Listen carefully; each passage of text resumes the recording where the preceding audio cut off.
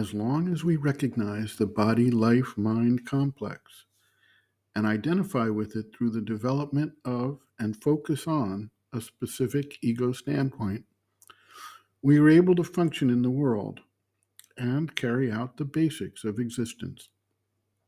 Yet, as we easily can appreciate, we do not know the meaning or purpose of our lives. Many feel like it is just meaningless, and we should just find ways to enjoy our lives, taking advantage of material, vital, and mental powers that help us aggrandize that external personality. Others believe this is a training ground for us to learn how to follow specific moral rules or religious conceptions so that we may enjoy an eternity of heaven and avoid an eternity of hell after we die.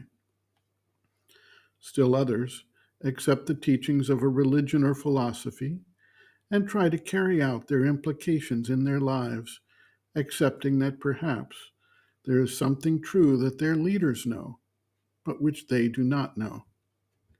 In the end, most people have to admit that they are not sure of anything, and they simply hope for the best.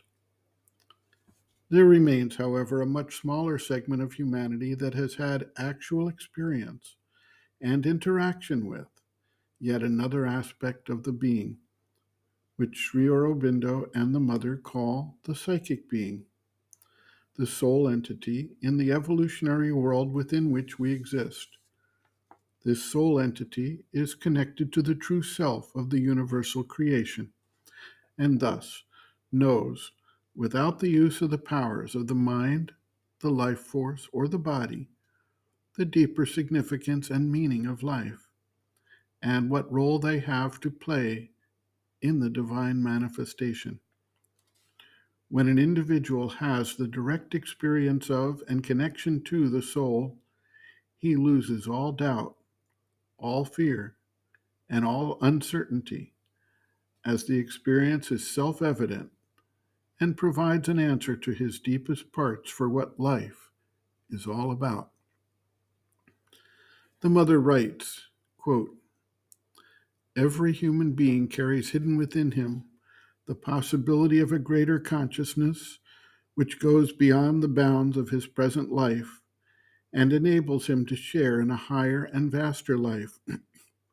Indeed, in all exceptional beings, it is always this consciousness that governs their lives and organizes both the circumstances of their existence and their individual reaction to these circumstances.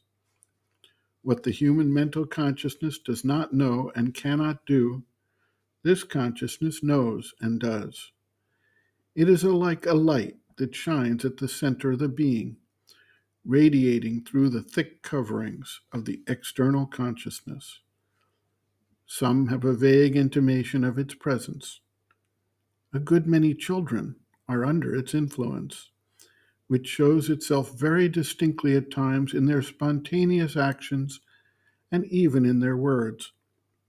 Unfortunately, since parents most often do not know what it is and do not understand what is happening in their child, their reaction to these phenomena is not a good one, and all their education consists in making the child as unconscious as possible in this domain and concentrating all his attention on external things, thus accustoming him to think that they are the only ones that matter. It is true that this concentration on external things is very useful, provided that it is done in the proper way. The three lines of education, physical, vital, and mental, deal with that and could be defined as the means of building up the personality, raising the individual out of the amorphous subconscious mass, and making him a well-defined, self-conscious entity. With psychic education, we come to the problem of the true motive of existence, the purpose of life on earth, the discovery to which this life must lead, and the result of that discovery, the consecration of the individual to his eternal principle. Normally, this discovery is associated with a mystic feeling, a religious life, because it is mainly the religions that have concerned themselves with this aspect of life. But it need not necessarily be so. The mystic notion of God may be replaced by the more philosophical notion of truth, and still the discovery will remain essentially the same. But the road leading to it may be taken even by the most intransigent positivist. For mental notions and ideas have only a very secondary importance in preparing one for the psychic life. End quote.